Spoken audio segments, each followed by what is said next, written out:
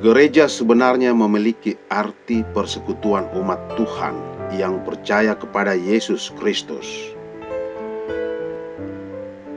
Namun saat ini gereja diidentifikasi sebagai gedung tempat untuk Kristiani atau tempat orang percaya melakukan ibadah. Bagaimana sejarah gedung gereja hingga menjadi tempat peribadatan orang Kristen seperti sekarang ini?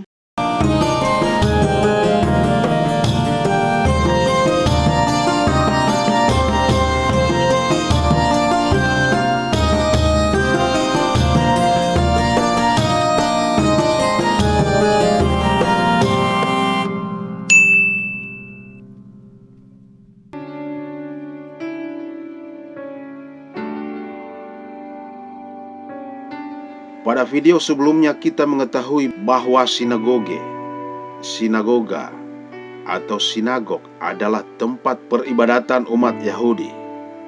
Sebenarnya sejarah gedung gereja tidak terlepas dari sejarah sinagog umat Yahudi. Jemaat Kristen mula-mula melakukan ibadah-ibadah di rumah-rumah atau sinagog. Kita tahu sinagog adalah tempat orang-orang Yahudi dan juga bangsa-bangsa lain atau goyim bersekutu atau berkumpul bersama untuk membaca Taurat. Dari kitab Kisah Para Rasul, kita tahu bahwa kebiasaan pergi ke sinagog adalah kebiasaan rutin Rasul Paulus. Dia datang pada setiap hari Sabtu atau hari Sabat, waktu di mana orang-orang Yahudi banyak berkumpul di sana. Di sinagog ia berkumpul untuk bertemu dengan orang-orang Yahudi dan non-Yahudi yang tertarik mempelajari firman Tuhan. Pada waktu itu orang-orang percaya pada Yesus Sang Mesias menghadiri sinagog pada hari Sabat dan hari-hari lainnya. Ada pula orang-orang Yahudi yang masih meneruskan tradisi mereka, misalnya masih memakan makanan halal dan menyunat putra-putra mereka yang berkaitan dengan tradisi Yahudi di sinagog. Jadi saat itu, orang Kristen Yahudi dan Kristen non-Yahudi hidup berdampingan dan beribadah di tempat yang sama, yakni sinagog. Banyak pendapat mengatakan bahwa pemisahan umat Yahudi dan umat Kristen dimulai dengan diadakannya konsili Jamnia yang diperkirakan berlangsung antara 90 Masehi sampai 100 Masehi. Konsili Jamnia ini bertujuan menetapkan kitab-kitab yang akan digunakan umat percaya. Istilah ini sering disebut dengan istilah kanonisasi. Menurut sumber-sumber Yahudi, pada konsili tersebut, Dewan Sanhedrin memutuskan bahwa hanya orang-orang Yahudi yang masih setia mengikuti tradisi, para rabiniklah yang boleh memasuki sinagog. Pendapat ini sebenarnya banyak juga yang menentangnya. Sementara itu pertentangan antara orang Yahudi yang percaya Kristus dan yang tidak percaya Kristus semakin meruncing. Hal ini mengakibatkan orang-orang Yahudi yang telah menjadi percaya Kristus mungkin tidak lagi memasuki sinagog-sinagog Yahudi. Konsili-konsili berikutnya seperti konsili Nicea tahun 325 Masehi dan konsili Konstantinopel tahun 381 Masehi semakin membawa pemisahan tersebut. Orang Yahudi seperti menghadapi dua pilihan. Mereka memilih percaya Kristus dan menjadi beragama Kristen, ataukah mereka tetap setia pada tradisi rabinik mereka dan disebut beragama Yahudi atau Yudaisme. Perbedaan semakin dipertegas dengan perbedaan hari pertemuan dalam ibadah masing-masing. Yang beragama Kristen beribadah di gedung gereja pada hari Tuhan Yesus bangkit, yakni hari Minggu. Dan yang beragama Yahudi beribadah pada hari Sabat, yakni Sabtu, di sinagog. Dari sini kita memahami bahwa pada abad pertama tersebut telah terjadi perpecahan yang pertama antara orang Yahudi yang percaya Yesus dan orang Yahudi yang setia dengan tradisi Taurat dan rabinik mereka. Sementara yang percaya Kristus ketika mereka telah mengucapkan kalimat pengakuan iman Nicea, mereka dengan sendirinya mendeklarasikan beragama Kristen, dan sejak itu mereka tidak lagi menginjakkan kaki di sinagog. Orang-orang Kristen Yahudi juga akhirnya menggunakan pola dasar sebelumnya di sinagog yang sudah tidak asing lagi bagi mereka dalam mempelajari Alkitab dan juga dalam hal peribadatan.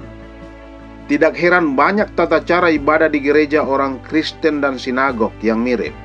Di sinagog dan di gereja tidak ada golongan imam atau pemimpin agama tertentu yang dikhususkan untuk memberikan khotbah, melainkan semua orang terbuka untuk berkhotbah sepanjang orang tersebut berperilaku saleh sesuai dengan tuntunan kitab suci. Di sinagog terdapat kepala rumah ibadah dan pengawas atau penilik jemaat. Demikian pula di sidang-sidang Kristen masa awal. Di sinagog ada petugas atau orang yang melayani. Dan hal yang sama juga terdapat dalam ibadah gereja orang Kristen.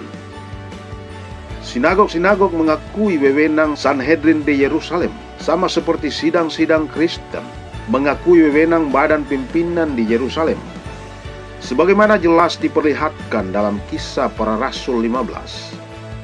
Tidak ada pemungutan kolekte pada keduanya, tetapi ada pengaturan untuk memberikan sumbangan bagi sidang serta para pelayannya dan bagi kaum miskin. 2 Korintus 9 ayat 1-5. Seperti di sinagog, gereja Kristen juga menjalankan fungsi pengadilan. Sinagog adalah tempat kasus-kasus kecil yang melibatkan orang-orang Yahudi diperiksa serta diputuskan. Sebagaimana Rasul Paulus berargumentasi bahwa orang Kristen seharusnya membiarkan orang-orang yang dewasa rohani dalam sidang menghakimi perkara-perkara yang melibatkan orang Kristen, daripada mereka pergi ke pengadilan duniawi untuk menyelesaikan suatu perselisihan. 1 Korintus 6 ayat 1-3. Pada zaman dahulu, di sinagog ada pengaturan untuk memberikan hukuman cambuk. Sedangkan di gereja Kristen hukuman demikian terbatas pada teguran. Serupa dengan pengaturan bagi orang-orang Yahudi di sinagog, di sidang Kristen tindakan paling tegas yang dapat diambil terhadap orang yang berbuat dosa adalah mengusir, memecat, atau mengucilkan orang tersebut dari gereja atau jemaat Kristen. 1 Korintus 5 ayat 1-8 dan ayat 11-13.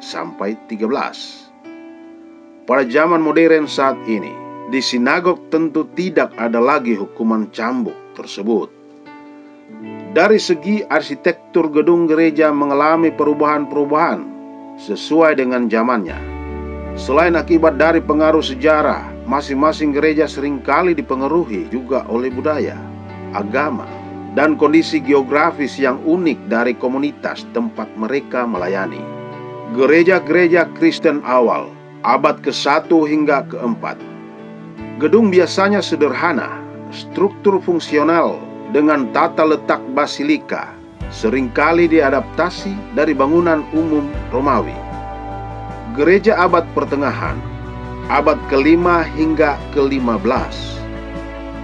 Selama masa ini, gedung menjadi lebih rumit dan penuh hiasan, menggabungkan fitur-fitur seperti lengkungan gotik, jendela kaca patri, dan menara runcing.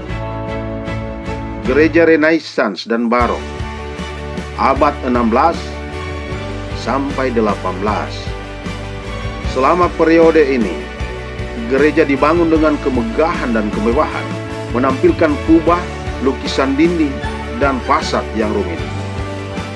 Gereja modern, abad 19 sampai 20. Selama masa ini, banyak gedung gereja mengadopsi desain yang lebih minimalis, seringkali menggunakan material modern, seperti baja dan beton. Produced by Mesbah Keluarga.